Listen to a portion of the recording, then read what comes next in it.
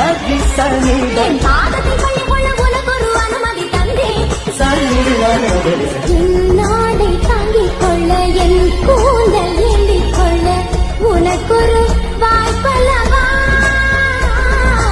நான் உண்ட மிச்சப்பாலை நீ உண்டு வாழ்ந்து வந்தால் மோற்றங்கள் உனக்கல்லவா.